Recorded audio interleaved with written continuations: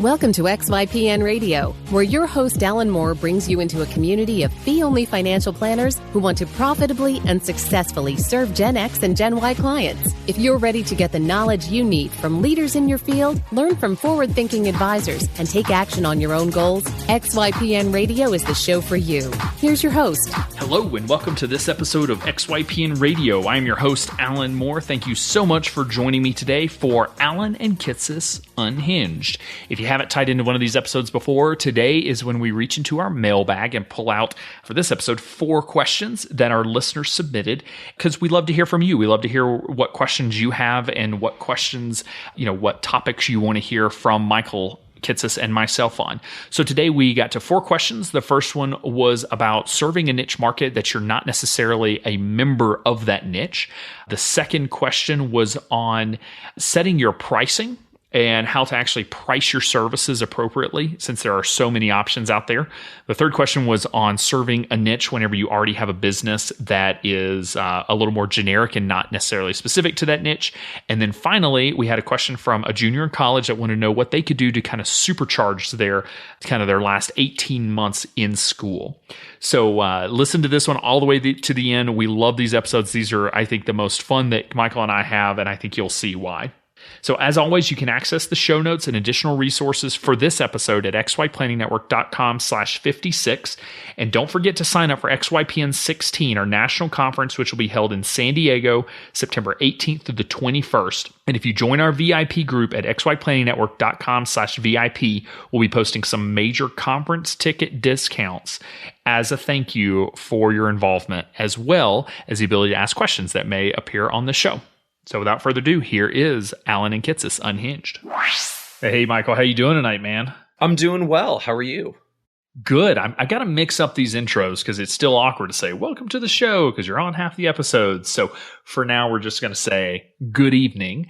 Today is a mailbag episode, so we're going to be reaching into our proverbial mailbag to answer questions from our VIP listeners, which everyone by now should know. If you want to ask questions, go to xyplanningnetwork.com/VIP and join the community, and you can ask questions.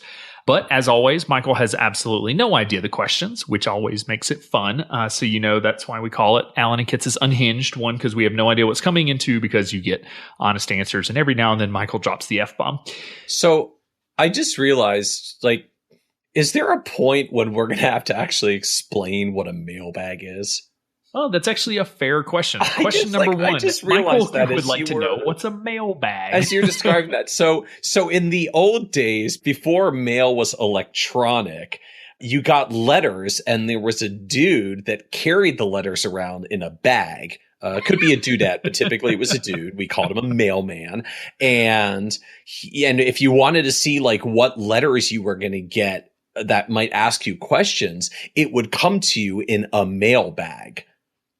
I feel I hope that doesn't sound bad to anyone. I realize it's one of those anachronisms. My children are going to have no clue what a mailbag is. I don't even know if we're going to solve a mailbox by the time they're conscious of these things. No, it's a fair point. I saw something funny. It was an article about a 5-year-old that was asking questions about the phone, and they were saying, "Why do you say hang up the phone?" And the mom's like, "Well, we used to have to hang it up on the wall." Or she said, "Why do you say hello when you answer the phone? You know who's calling." Well, we didn't used to know who was calling. Yeah. So yes, mailbag. I guess we are taking it back to the old days, and I just say it because that's what you used to call it on the Kitces.com blog. Yeah, because I remember when mail came in a bag. I awkwardly dated myself now. Okay, moving on. And I know some podcasts out there, and listeners, if this sounds like a cool idea, let us know. But I know some will they have a phone number you can call in and leave basically a voicemail with your question. So I could play the question and then we could answer it. But we tend to have a lot of folks that are listening to this podcast that may be interested in starting their own firm. They're working for someone else, and they don't want their name necessarily plastered all over the internet with their question. And so we have been very careful. That's why I don't read names of who asked the question and things like that, just because I want to protect folks' privacy if they're interested in that. Yeah, or at least we keep it to a first name. I ran a mailbag on Nerd's Eye View a couple weeks ago, and when I get the questions, like I tend to refer the person's first name, and I use his actual first name. His name is Rob, and I said, Rob has this question, and and he'd got in touch with me afterwards. He was like, I'm a little bit nervous that people are going to know like it was my question, and it was a thing about a challenge he was having in his firm. I was like, Rob, like. There's a lot of Robs. There's a few that are having problems. And it's one of those things, like when you hear a thing and it's about you, it feels like it instantly connects to you. So like he's hearing his story. He knows he's Rob and he knows it's his story. So he's like, oh my gosh, that's me. I'm like, no one else is going to have any earthly clue. This is you. Like, just bear that in mind. Like we sometimes make connections to things. So it's just a long-winded way of saying we do try to protect people's privacy here. But remember, like, even if you're hearing this and you ever submit a thing and we take your question and it's about you, no one is going to know it's you. They can't connect the dots this way. Yeah, I mean, and to be fair, I know when I was in this situation of very, very unhappy in my employment, you're scared to talk about it because you don't want it getting back to your employer. But I will tell you that I'd have to pull up the statistics, so quoting a number will just be silly, but like 75% of Americans or something like that would change jobs if given an opportunity. I bet that holds true in financial planning as well. Most associate advisors are unhappy in their position from my experience, or that's just self-selection from the folks that come, and talk to me. So I will say that, don't worry about it. There's a lot of people out there that are unhappy that probably have the name Rob or Michael or whatnot. So if you have a name like my son, Ridge. I've gotten one or two more unusual names, and I will convert them into something a little bit more generic just to make that identifying. Because we do want to protect people's privacy, but we want to make this an open environment to talk about sometimes challenging questions and issues. So like, I hope this is ultimately our strange rambling here is encouraging to folks. Like, seriously, post questions. You can post them in the VIP group. You can send them to us directly. Like, we're genuinely interested and here to field some questions.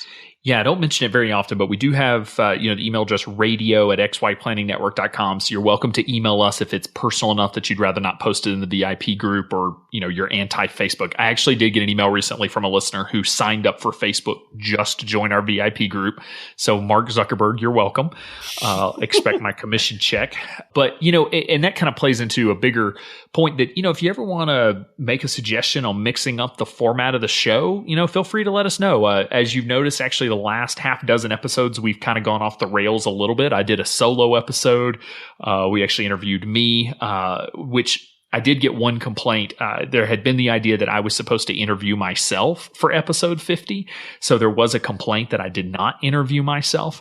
One episode where I was the host that interviewed, I got a complaint because I was interviewed. I was supposed to be the host as well as the interviewee. So, but yeah, if you ever want to see us mix things up, I always float ideas to Michael, and he always reminds me that the one thing we don't have a lot of is time. But, if anything we can do to mix things up and have some fun with this show, we're happy to do it. But okay. Reaching into our mailbag for what may be the longest question I'll ever have to read on the show, but the whole question is important. Okay. I've been really inspired lately by some of the webinars and podcasts. I've listened to the one featuring Heather Jarvis on the topic of student loans. I'm taking CFP classes right now to pursue a career change into financial planning. In the meantime, trying to define my ideal niche market. So if you're playing the niche market drinking game, go ahead and take a shot. I graduated with over $100,000 in student loans, so I can relate well to most college graduates. I'm 29 and will be paying those things off for a while.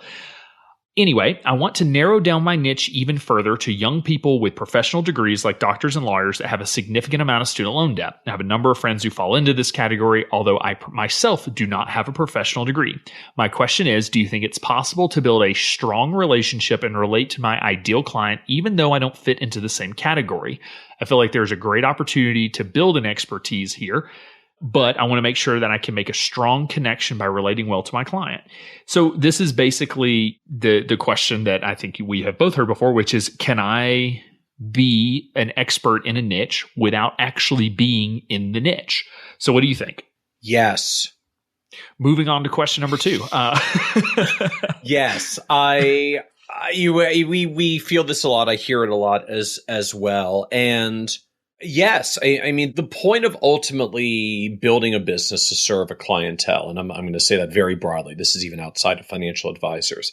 You do need to learn your target client or customer, what they want, and produce it for them and give it to them, get it for them. So that is certainly true. And that spans all businesses, but it doesn't mean that you have to actually be in that niche. You don't have to be that customer. Like I bought a Honda Odyssey for my family last fall. I did it because we were having our third child and we were growing out of our sedan, and, free ringing endorsement for a Honda Odyssey. The thing is freaking amazing. It just has absolute, it is made for families with 3 young children like mine. I drink holders everywhere and 47 ways to latch your car seats in, and it's glorious. But the point going this road, I'm going to bet my life savings that not every single person in the marketing department at Honda is a parent with 3 kids. And not every engineer who designed the car is a parent with 3 kids. And the executives at Honda are not all parents with 3 kids. The fact that you're trying to reach a certain clientele, at some point, someone has to do the market research to make sure that you understand who they are and what their challenges are and what they need. But it doesn't have to be you. It doesn't have to be everybody in the company. Maybe having someone related at a company of certain size is helpful just to make sure you're listening to your target market. But they're completely separate. Now, it is true many people go into a niche that they happen to have a connection to, for the remarkably simple reason that your market research process is greatly expedited if it happens to be a thing you're already involved with, right? Like if you're married to a nurse and you've been hanging out with nurses for the past 10 years and now you want to make a niche of nurses, you happen to know a lot about them because you've been hanging out with them for the past 10 years, and you're going to have a couple of early prospect leads because you happen to have a lot of friends in the nursing community since you and your spouse have immersed in that community. That may be a convenience, and it's certainly a nice thing for some people to have a quick jump start on a niche where they happen to already be involved. But simply put, flat out, it is not a requirement at all, right? Every advisor who works with retirees has not been retired before, because if they were, they wouldn't be running an advisory practice working with retirees. You can figure this stuff out. It does take some work, but you can do it. Yeah, I mean, I would say the most important thing that you need to be looking at is having the expertise to serve the niche, because I would argue that, there are, let's say a doctor chooses to become a financial planner, and I'm not a doctor and choose to serve doctors doing financial planning. If you interview the two of us, yes, they were a doctor and that may connect with you. But if they don't know what they're doing and they don't really know financial planning, they just know being a doctor, you're not going to hire them. You're going to hire me if I'm the one that's actually the expert in doing financial planning for physicians. So I do think you need to, I think that having the background allows you to tell a story, and ultimately you just need a story to tell. And I have found that story can be about yourself. It can be about a spouse or significant other, a parent, a loved one, or, a client that you worked with in the past to say, hey, I worked with this client. I saw this need. So I'm specializing in working with this type of client because I know they need my help and I'm an expert in working with this type of client. You just need a story to tell to be able to sell it. And ultimately, I think that's all being in the niche allows you to do, is it gives you an easier story to tell potentially, but you just have to come up with your own story that allows you to connect with a client and show them that you know what you're doing and that you're an expert in whatever kind of their area of need is. Yeah, that almost reminds me of Simon Sinek's book, Start With Why. Highly recommend it for those of you who haven't read it. Simon kind of creates this framing around how you communicate what you do and connect with your clients or customers, whatever your business is. And, the point that he makes is a lot of us tend to talk about what we do or how we do it, but consumers ultimately connect with why. It's the why you do it that bonds them to you. So, if I'm a doctor turned financial planner who wants to help doctors because my why is I was a doctor and I saw how badly financial planners served us, so I wanted to become a doctor financial planner to convey this. That's a cool why. That's a cool story. That makes a connection with certainly some doctors and can help build. But that's not the only story you can tell, right? You can tell a lot of other stories about why you connect with doctors, a doctor that had an impact in your life, a frustration that you've seen around financial circumstances that you think are crucial for doctors to solve, some other affinity that you have. The why can span a lot of things. And I think ultimately people do want to hear your why so that they can connect with you and understand why you're a professional that they should trust. But actually being in the niche or part of the niche or a target of the niche just is not a requirement. And when you look at a wide range of businesses out there, that's not how it works. Even in our industry, again, where the overwhelming majority of advisors right now serve retirees, they've never been retired because they're working advisors. That's a great point. Figured out how to serve retirees not being retired, and it's going just fine. Some of them still do it better than others. Those are the ones that grow more and retain their clients better, but it's just not a requirement. Yeah, and we've talked about this many times in the past on how to actually go get the expertise in your niche. So I don't think we need to cover that right now, but I do think that's the most important thing. Be able to talk the talk, know what you're doing, and if you actually are an expert in that, that target demographic and hold yourself out as being an expert in that target demographic, that's all that it takes. I don't think you have to worry about doing anything more than that. Yep. All right, moving on. Let's scan down here. Let's see. So any chance you guys have a podcast that's focused on how you price yourself? It's just so difficult to find the right fit and really make sure you're compensated. Since we're kind of in a new space and there's so many ways you could do it, it's kind of overwhelming. How can we be compensated correctly and make sure the client is fully cared for? I love this question because I see the fact that this is even an issue as the next step in financial planning.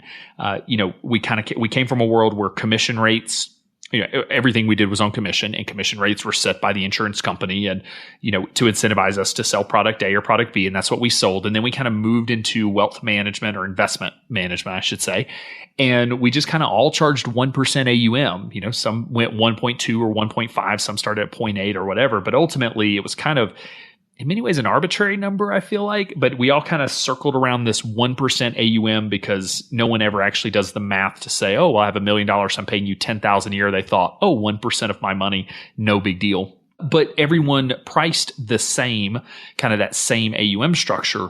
And, you had a few folks out there charging hourly or something like that. Well, now we're starting to see this whole group of advisors, and now XY Planning Network. I mean, we have over 250 advisors now that have a non-AUM based fee structure, and they're trying to figure out how do we price ourselves when there is this plethora of options. It used to be really easy to just say, I'll just charge 1% AUM and move on.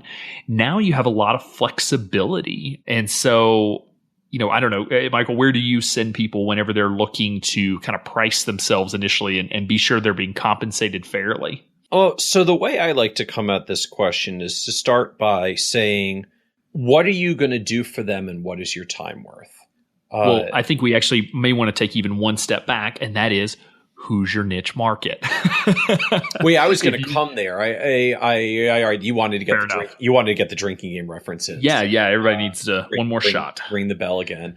So to me, I mean, it starts with, what is your time worth and what are you going to do? So what are you going to do immediately gets to who are you doing it for, right? What is that? What is that targeted service you're going to be delivering for them? And that lets you start backing into a number.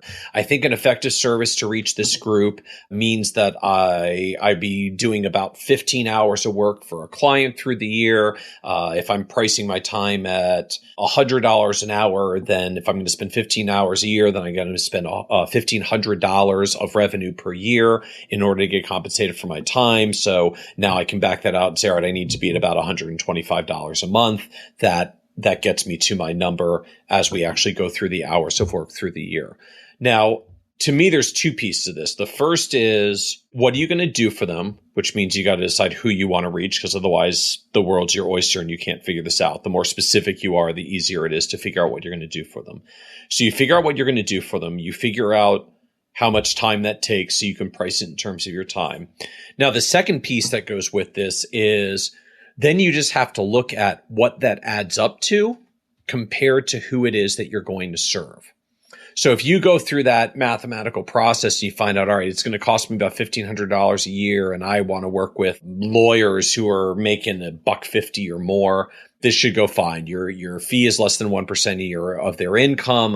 They may or may not decide to work with you or not, but your fee is not going to be the blocking point.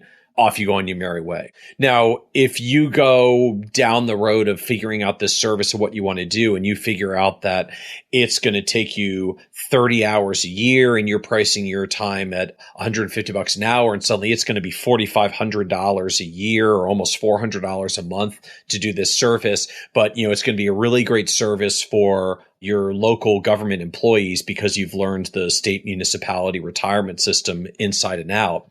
That's great, but if you're charging $4,500 to people that are making government wages, your business is not going to succeed. And it's not because your value isn't worth what you're charging. It's that you're trying to sell something that your audience just can't afford, right? Like I can make a $80,000 BMW and it really might be worth all the parts of the $80,000 BMW. But if I sell it to the average American who only makes $50,000 a year, it ain't going to happen. And it's not because the car isn't necessarily worth the dollars. It's because I'm selling something that isn't affordable to the people I'm trying to serve. So real quick, you're alluding to a rule of thumb that I believe one of our members, Marcio, that owns Pavlov Financial Planning in DC, actually gave you from his experience. And he's been running monthly retainers since you first wrote about it like 5 years ago on your blog. Yes. He was one of the very, very first adopters that I'm aware of monthly retainers. And he said, correct me if I'm wrong, if the total fee for the year, and this is probably excluding the upfront fee, so let's just look at ongoing annual fee. If it's less than 1% of their income, it's a super easy sale. It's a no-brainer. If it's over 2%, it is almost impossible to sell. And if it's somewhere between 1% to 2%, you have to sell it, but a lot of times they'll buy it. So I think that's an awesome rule of thumb whenever you look at your target market. And that's why I always say, you got to start with the target market. How much does your target market make?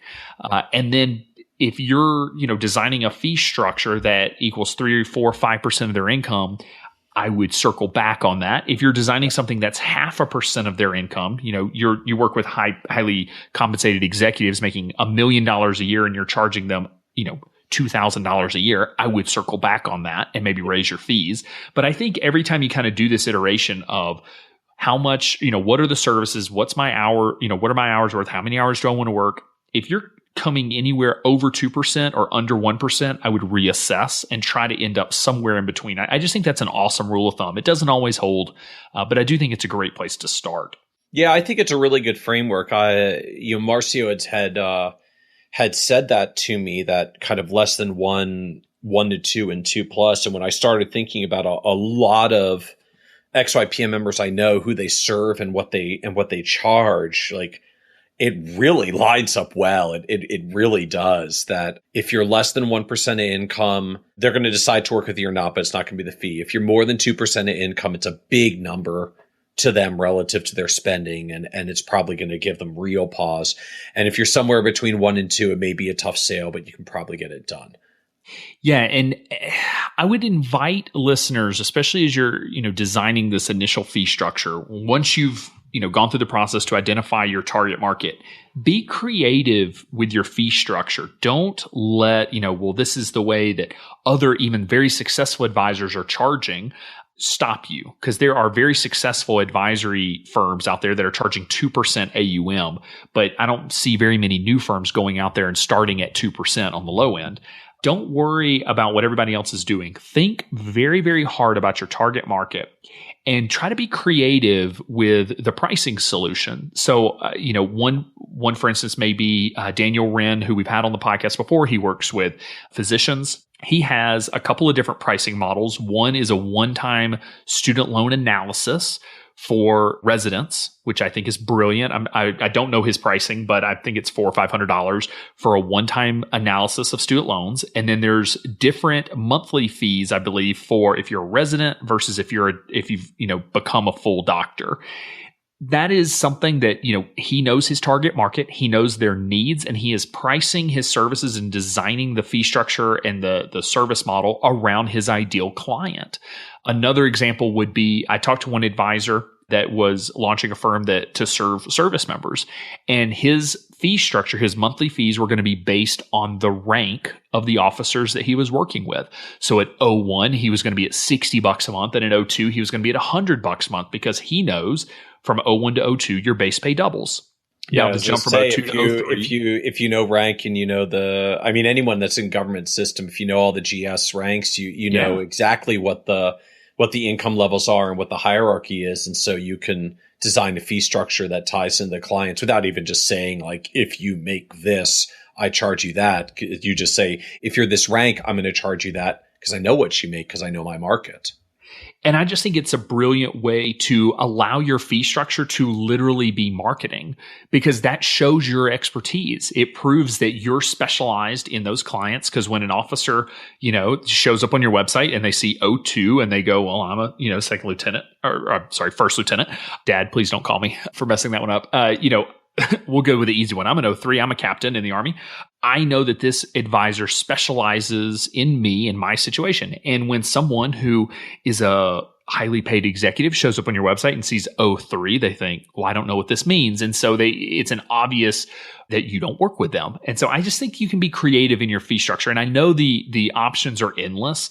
So I think kind of the framework we're outlining is step one, who's your target market? Step two is looking at how much money do you want to make and how many hours do you want to work? And don't be silly with this. I would love to make $1 million a year and work 1 hour, but be realistic. How much are you really valuing your time? Look at the service model that your ideal client needs. And you may, again, to Kitces' point, you may find that, that local government worker requires 30 hours a year. You may not be able to serve those clients. You may have to either one, create a trimmed down service model, or two, find a new, target market. But once you've kind of come to that, is look at, are you kind of pricing somewhere in that 1% to 2% of income, hovering in that area? If so, great. If not, maybe take a look at the pricing again, but also be creative and be willing to not follow the norm and try something different. Heck, it could be flat fee. You work with doctors, so you charge $5,000 a year. I know advisors that do that, that if you're so specific in who you work with, you can just charge a single fee. You don't have to worry about all this, complexity or changing it throughout time or anything like that. Don't be afraid to take ownership of it and let it really speak to your target market. But kind of bring it back to the original point that you worked in, and to make sure we hit the drinking game once more. It really is all about niche and who you serve. I mean, I am going to come back to that, because the challenge, the biggest problem I see most people that struggle with this is they don't know who they want to serve, right? Like I'm going to kind of serve anyone, and I'm going to do financial planning. Well, great. What does that mean? What are you going to do for them? I mean, really, like, consistently, if you made a calendar of all the things you're going to do for your client base every month, what does that look like? And the answer, of course, is it's all over the place. It's random. It's scattered, because when you're serving everyone, you're going to do whatever it is that they need, and you're going to adjust yourself to whatever it is that they ask for, which means you can't systematize a business and you have no clue how to charge for it. And that becomes the blocking point when you get as specific as like the examples that Alan gave for Daniel Wren. I'm serving doctors who predominantly have student loan debt, and I know what they're going through as their residents, and then as they finish their residency and become full doctors. You can make a very targeted service offering. I know exactly what their pain points are. I know what the problems are. I know what their financial ability is to pay. I know how long it's going to take me to do it once I learn their stuff cold, so that I can do it very quickly, because I know doctors and their student loans.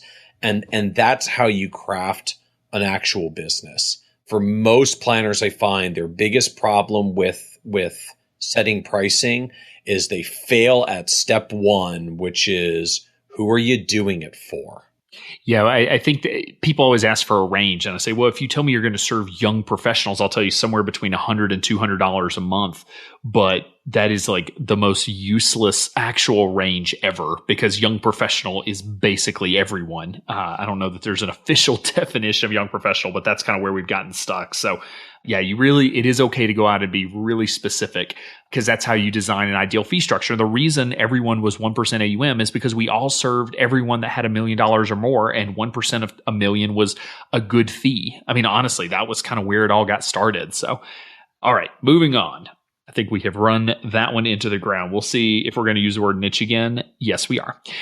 Question number 3. I'm in the process of launching my own RIA with XYPN. That's what I'm talking about right now. And will be purchasing an existing book from the firm that I have been employed by for the last 5 years. This will give me an immediate boost of clients and income, but might hurt me building a niche market, since client ages and professions are really a mixed bag.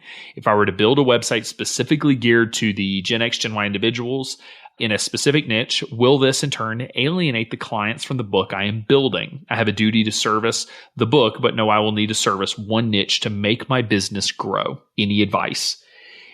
I think this is something that a lot of younger advisors out there are going to have to deal with, because ultimately, if you ever want to buy a practice, you are more than likely buying a non-niche book of business, just because, niche marketing, being really focused on a single ideal client profile, has not been the way we've built firms. We've really built them based on existing client referrals. And so, we've just kind of been scattered, and we never said no to anyone that had $1 million.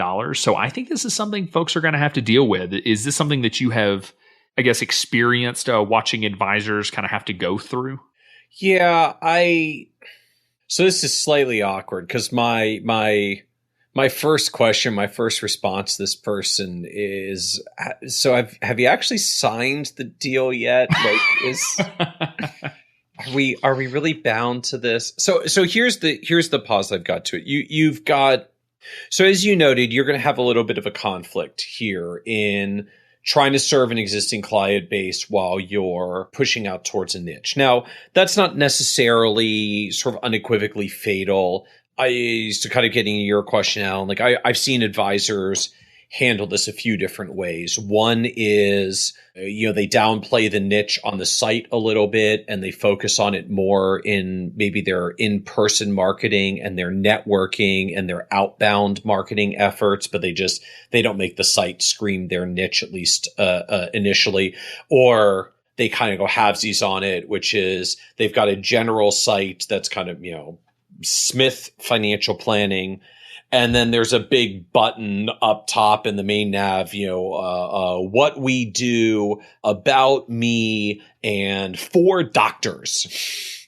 So, my niche is ultimately going to be doctors. I'm moving towards doctors, but I'm not going to make like a doctor on the homepage right now, because it's kind of weird to all my existing clients. So I'm going to have a big button that says for doctors. And if you click on the for doctors button, it has a whole bunch of stuff for doctors, because that's ultimately the niche you're building towards.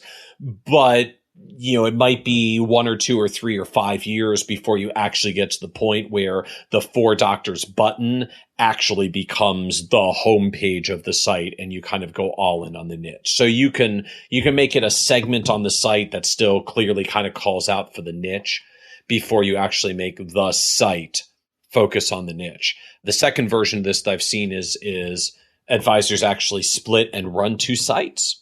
Right. I'll have, Smith Financial Planning, and I'll also have Smith for Doctors. And whenever I meet a doctor, I talk about Smith for Doctors. And when I'm out there marketing, I market Smith for Doctors. But my existing clients go to Smith Financial Planning, and it's a nice generalized site for general financial planning, so I can keep serving them. And you can have a company that has multiple brands. It messes with your head a little. It's kind of a lot to keep track of, but you look at a lot of major companies, and heck, almost every single cereal brand that you know of is ultimately owned by General Mills. They just bought one brand after another, but they keep them all as separate brands because people know the brands and they're comfortable with the brands, and you can own multiple brands under one company. So I don't think that's a deal killer proposition. But the reason I gave pause on this is it's going to be hard for you to spend your time and energy building your niche when you've distracted yourself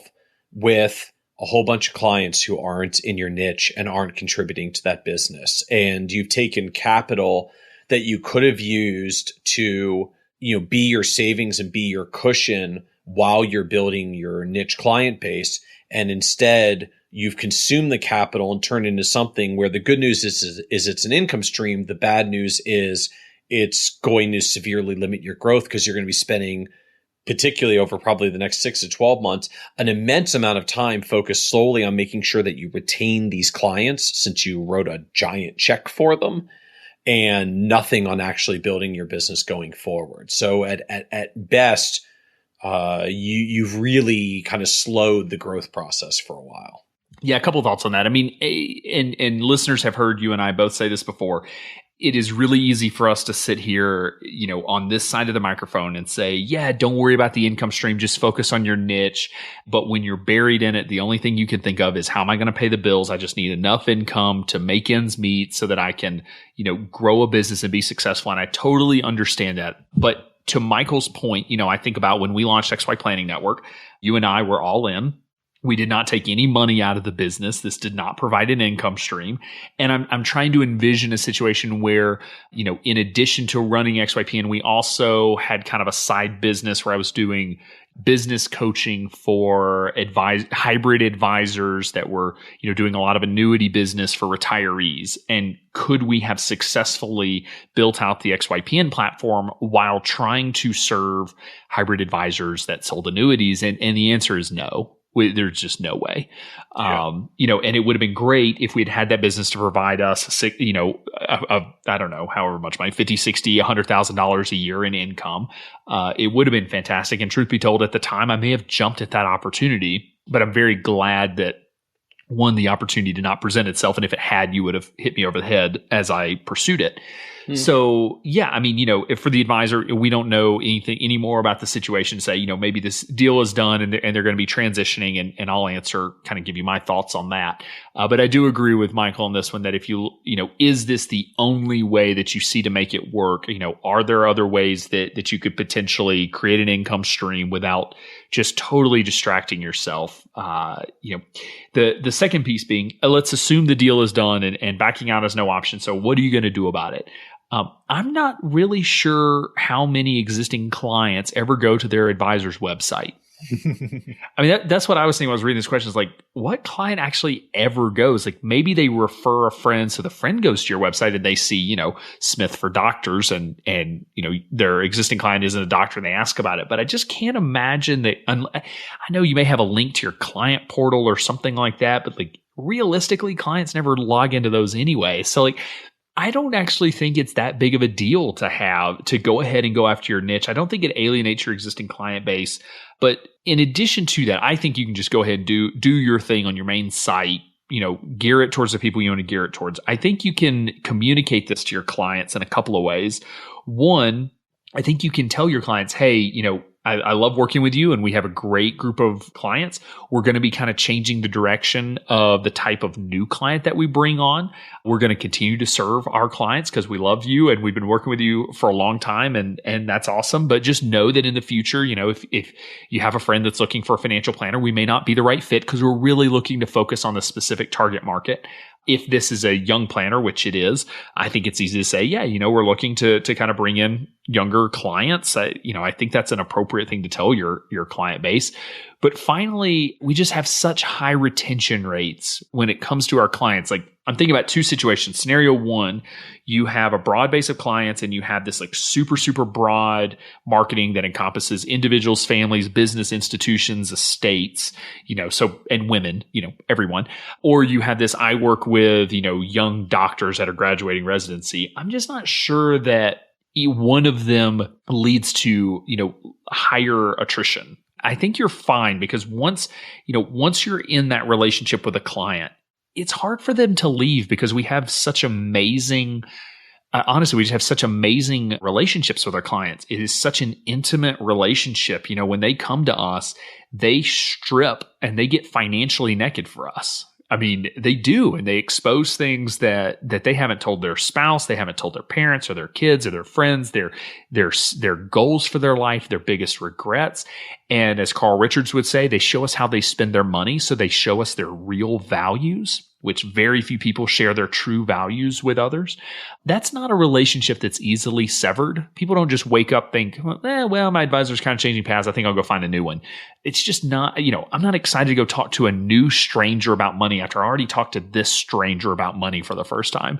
So overall, I wouldn't be too worried about it. And if you lose a couple clients over it, I don't think that's the end of the world. Again, maybe there's a contract in place that, on certain retention rates and how the buyout works and all of that. But I think you're okay. In short, I think we may be worrying about something before it's actually an issue, and I don't think it's going to become one. Yeah, you made a good point there at the end. I mean, my challenge to this, it's not morphing from serving one group to serving another, because frankly, that happens for anyone who's got an established practice and focuses into a niche. Frankly, even that happens for people that have a niche, because the niche evolves and changes over Very time. True. It's very common. You look at folks like Tim Ferriss, to use something from outside of our industry, even, who kind of cut his teeth on the 4-hour work week. And then he went into cooking with the 4-hour chef. And if you listen to his podcast today, he talks about all sorts of kind of cool stuff and he talks to cool people, but it has basically no relationship whatsoever to his original 4-hour work week material that he built his business on early on. And that's fine. That's okay. There are people who originally listened to 4-hour work week who aren't into Tim Ferriss anymore. And there are people who likes his new thing more or differently. And he grew with those clients, those customers, those readers, those listeners instead. So that's not necessarily an issue that it evolves and changes. My pause to it is that you're getting ready to launch your business and you took the available capital that you have to launch your business and you went and bought an income stream with it instead. And one that not only ties up your dollars, but distracts your time. I mean, to me, when you're an entrepreneur, making your business, you're investing into a stock. I mean, kind of literally, it's a company. It's a stock, even if you don't have formal C Corp legal structure. So when I hear a story like this, I hear I'm an entrepreneur and I'm getting ready to invest all my money into a stock. And then when I got to the starting line, I took most of my capital and I bought bonds. Yeah, it's a fair point. I was about to invest into a growth stock. And at the last minute, I went and turned around and bought a whole bunch of bonds that are going to pay me an income stream. And, not to be totally negative about diversification, all the rest, but what's the story we always tell about our clients when they bail out of stocks and buy a whole bunch of bonds? You kind of curtail your long-term upside, potentially very materially. And what do we tell younger folks in particular who have a really long time horizon? Stocks in the long run have a much better value for you than buying bonds, particularly when you're still early in your career and flexible and have other ways to earn income and catch up and do a whole bunch of other things. So just be careful. I understand, appreciate that entrepreneurialism is a scary leap. It really is. And that's why, I pound the table and we talk a lot on this podcast about having cash reserves built up and having a plan to deal with the income gap, because it will take you time to earn back to your prior income. And that is a tough transition to make. But ultimately, part of the reward of doing that is not only do you make back your income, then it grows from there and you own the company and you built a stock, a business, a thing that has value. So be careful that you don't, clip off your stock opportunity at the very moment you're about to invest into it by tying up all your money into bonds, which limits both your capital and your personal time to actually grow the stock that you were setting out to grow in the first place. Yeah, 2 quick points. One, what you just said, which is very true, is that, it's possible this is just an earn out, buyout. It required no money up front because, he did say in this question that they had worked at this firm for 5 years, so the owner knew them. It may not actually be costing you any upfront capital, but time is your greatest asset, especially whenever you're launching a business. Now, I want to push back a little bit on this, though, because I'm curious, how is this different than when we say, go get a side hustle, whether it's go wait tables or go be a paraplanner, go do social media marketing, go work in a family business, whatever it is, 10, 15, 20 hours a week in order to fill that income gap. If that's what you have to do, how is that any different than taking on a base of clients that aren't necessarily your niche, assuming that, we're not talking financial capital being constrained here. You were just talking time, focus, energy. What's the difference? Well, good question. I think there's two pieces. One, it's just a matter of degrees, and which we don't really know here. Maybe he's buying 17 clients. It's only going to take up a couple hours a week through the year on average, and it just kind of smooths out cash flow a little bit, but it's not a material curtailment on his time. So that maybe it's not an issue. If he's going out, he's buying 100 clients or 200 clients or 300 clients, he's going to mine a book. He's pretty much knocked out his ability to build his core business because he's just going to be spending all his time on that large volume of clients. So part of it's just a time, right? Side hustles work because they're side hustles. If you buy such a book that it's not your side hustle, it's your hustle because you're trying to work through a purchase deal that you just put out on it, then obviously now we're more limited as, we've turned what was going to be the primary business into the side hustle because we bought a business that's going to become the main hustle. And the second piece to it really does just come back to the financial capital. And all right, maybe this deal was done completely on a variable cost, no money up front, no financial commitment ongoing. If it turns out that you get none of the clients because you're focusing on your niche, you aren't on the hook for a single dollar. I'd be surprised if that was the deal. That's usually not how they're done these days. But if you've really truly tied up no capital and income stream and you could divert your energy away from this at a moment's notice because your core niche business is growing and that has no financial blowback to you, that's great. But I would worry that's probably not the case. That's not very common for how deals get done right now. Agreed. All right. So we're going to move on to our final question, probably based on time. And this is actually a question that was asked to me during my Ask Me Anything session. So just a recap on that. For members of our VIP group last month, I did a kind of Ask Me Anything webinar, which was an hour live webinar where folks could come on, listeners could come on and ask any question that they wanted, whether, business, personal, we could talk niche, we could talk anything else. And it was a ton of fun. So Michael, I have one coming up as well. Mine will be Thursday, July 21st. We're going to do it in the evening so that whether East Coast or West Coast, if you're tied up at work, you will be out of work by then. We'll be posting final time and details in the VIP group soon, but you can mark the calendar July 21st. Yeah, definitely join the VIP group again, xyplannetwork.com/VIP if you want to get an invite to be able to see Michael for that. We've actually talked about making this a regular thing where one of us may do one of these a month. But this was a question. Oh, and you also have the opportunity to get a discount on a conference ticket if you show up for Michael's Ask Me Anything webinar. So if just showing up to hear Michael talk isn't enough, show up for that. You had to bribe people to get them to show up for my AMA. Understood. Hey, I will got it. Hearing it loud and clear. Lots of lead magnets here to hook people in. We are throwing lots of things in the VIP group. So if you are a listener, you definitely want to join. It's free. It's a private Facebook group. There's really no reason not to, other than you're not on Facebook. But so this was a question that was asked of me, and I just kind of want to hear your answer, and I'll kind of recap some of my answer as well, which comes from a young listener who is a junior in college. So it says, I'm a junior in college, enrolled in a CFP program, planning to graduate in December of 2017. After listening to every episode of the podcast, that it means you have spent 55 hours listening to us. Thank you. I am pretty set on being fee only, but I don't know if I'll ever start my own firm. Any recommendations for me as I look to break in to the industry with about 18 months to go before graduation?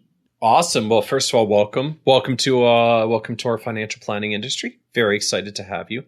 Where would you go? So I've actually done an article about this on the site, which we'll make sure we link to in the show shocked. notes. You wrote an article?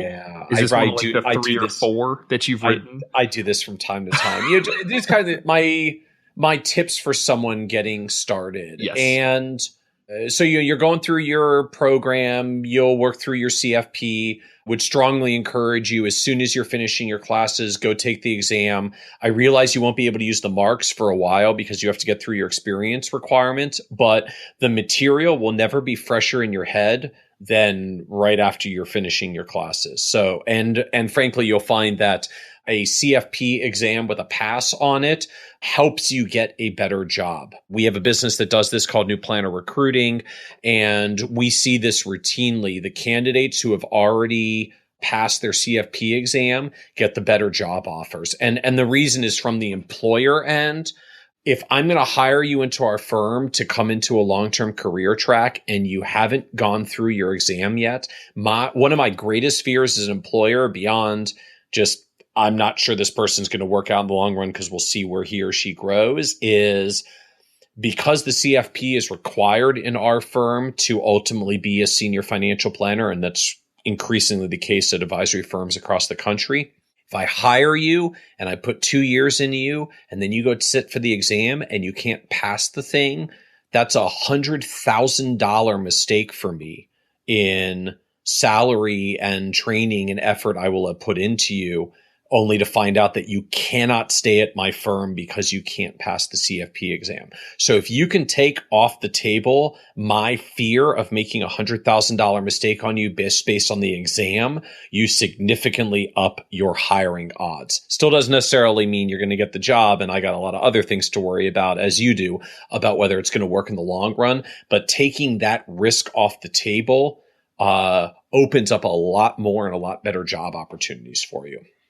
Agreed. Now, keep in mind, because of the way the CFP board's rules are written, you cannot sit for the CFP exam until you have your college degree. So there's a couple of requirements that you must, complete all of the CFP education. You must actually get either the certification or degree that, that education was a part of. So it is really, really challenging to sit for the CFP in school. I'm actually one of the few people that I know that got away with it. And that's only because my undergraduate degree qualified me to sit for the exam. And then I got my master's. And so I sat for it during grad school. So just know that you're going to have to wait. But if you're a December grad, take it in March. If you're a May grad, take it in July. I totally agree. You will never in your life be more in study mode than you are when you're in college. And I can tell you that, once you get into the day-to-day grind of a job, it is hard to put in the hours that it takes to pass a CFP exam. So totally agree. That's out there. What anything, I guess, over the next 18 months? Yeah. So other things over the next 18 months, internships. Lots of internships. See if you can find an internship. I find this varies dramatically in ways that frankly frustrate me as a member of our financial planning community. How variable it is to find good internships. It just seems some towns and through some schools, there are lots of opportunities, and some it's really hard. I have no clear rhyme or reason for it, but the job experience is the practical experience of having spent some time in a firm. It helps. It helps for a couple of reasons. One, just it's a little bit of experience to put on your resume. Firm owners appreciate that when they're going through the hiring process. It may give you some hands-on experience with a particular piece of software or tool that you might get involved with the internship. That gives you like bona fide, useful job skills to know some of that software.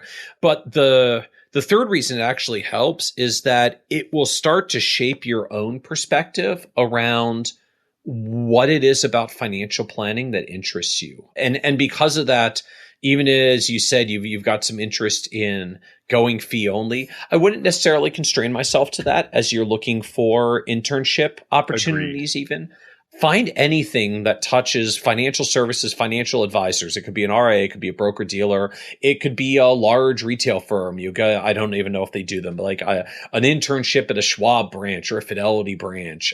Anything that just touches the industry and gets you into the industry will start getting you some perspective on what you like and what you don't like. And you may go work in a non-fee only broker dealer firm and see some stuff and say, wow, I really don't want to be on this side. I'm even more committed to fee only. Or you may go in and find, wow, like this is actually a good firm. They're good people and they do good stuff, and they don't happen to be fee only, but I'm confident in their value proposition and what they're doing for clients. And that might even turn out to be the firm that you want to spend time at after you graduate and take your first job. So you don't overly constrain yourself, particularly I find around things like fee only. And I know that may be a controversial thing to say as someone that has a long history of supporting fee only, but there are good advisors on both sides.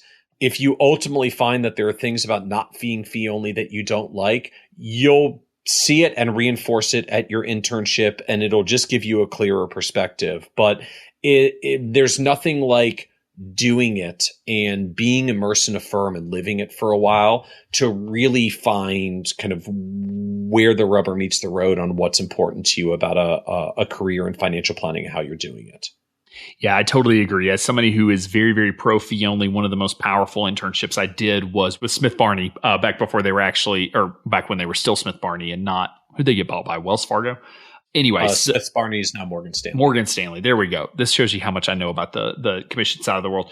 But I did that internship, and that was a really amazing internship to show me why I didn't want to be on the sales side, because I'm not sure that I really could articulate. I kind of knew I wanted to be fee only because people told me I was supposed to be fee only, so I was going to go that route. But that's when I really learned why I didn't want to go that route. And I very easily could have decided, you know what? No, the sales side is definitely for me. So if you could do an internship, like you said, if you could do a fee only internship, a hybrid internship, and a commission based internship over the next 18 months, heck yeah. I would actually rather see you do 3 different ones than stay with a single firm for the next 18 months, in your local town doing an internship. Go see a lot of different firms so you really learn the differences. Now, if you were just dead set fee only, there's no way anyone could ever talk you into anything different, then go do 3 different fee only internships. Try to do a small firm, try to do a big firm, try to do, one that's planning focused, one that's investment focused, just so you really learn the ins and outs. Because I personally thought I was somebody who would thrive in a big firm environment. Quickly learned that was not for me. I wanted to be small firm, but I only learned that from internships. But the one thing I will add to this is always, always, always get college credit for your internships.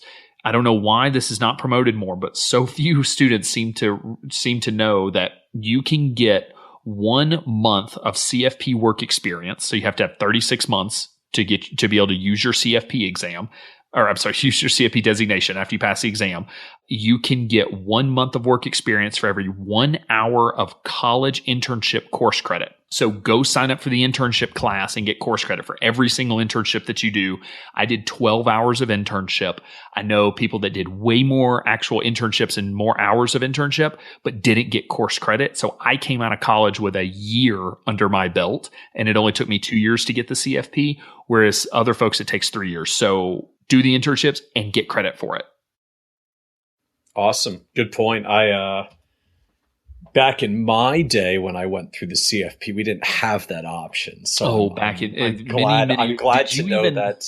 Did you even have to take the comprehensive exam, or were you far enough back that you didn't have to take the test? Yes, I still had to take the comprehensive. I'm not that. I still had to use a pencil on mine back in 2010 or whenever I took it. Oh yeah, I certainly had to use a pencil on mine, and a prearranged hotel location that hosted the CFP exam. Actually, it was still a very memorable experience for me because back then, not only did we take it on pencil and paper, but it ran over 2 days. You did it on Friday and then finished it up on Saturday. And so when I went through the Friday session, the person sitting next to me at this little table was like clearly not doing well. I mean, for a completely silent exam room, clearly not doing well, like deep sighs, squirming in the seats, like drop pencil, deep sigh, rub eyes, pick up pencil again, lean into the paper. And he apparently was doing so badly on it that when we came back for the second part of the exam on Saturday morning, he didn't show up. The seat next to me was empty. So like he knew he was failing so badly, he didn't even want to take a couple of hours out of his life to show up and check boxes just in case it turns out he guessed well enough to pass the exam. It was going that badly. So not to scare the heck out of people on the CFP exam, but like it is a serious heavy duty exam. Again, actually getting back to our earlier point, that's why really like I would take the exam coming straight out of school. The fresher that material is, the easier it's going to be. The dude sitting next to me was in his early 50s, not to like make this an ageist thing or whatever, but like I don't get the feeling he'd been in school for a long, long, long, long time. And I've seen a lot of advisors struggle with this when they go back and try to get their CFP exam later in their careers. Life, business, work, kids, family, all the rest. Just it never gets easier to study for that thing than when you know it fresh and you're coming right out of the course. And I would be remiss if I didn't note the one other item, which is the costs to actually sit for the exam and take the exam. New Planner Recruiting also actually does a certification exam fee scholarship. So when you're done with the courses and you're trying to apply for the test itself, there's an opportunity to get a scholarship for the exam fee itself. And we'll make sure there's a note about that in the show notes as well, so you can apply for that as well.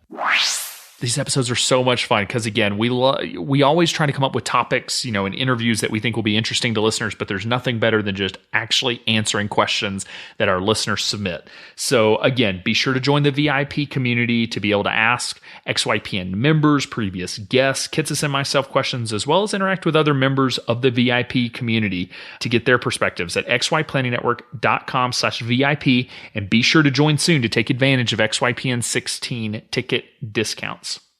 Thanks so much for joining me today. We'll see you next time.